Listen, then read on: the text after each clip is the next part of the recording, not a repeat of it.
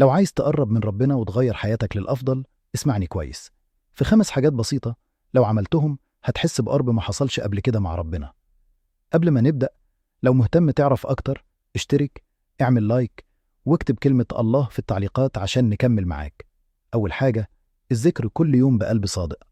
مش بس تكرر كلمات، لكن تحس وتخشع وانت بتقول سبحان الله، الحمد لله، لا إله إلا الله، الله أكبر.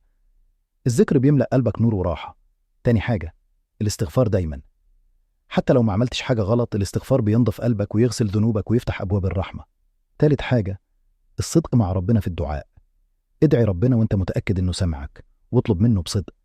الدعاء قوة، وصدقه بيغير حياتك.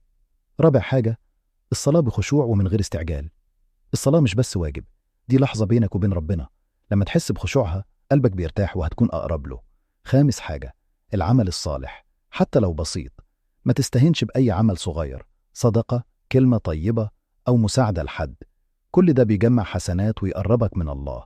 الحياة مع الله مش بس عبادة، دي علاقة حب وراحة. ابدأ بال5 حاجات دول وهتشوف الفرق الكبير في حياتك.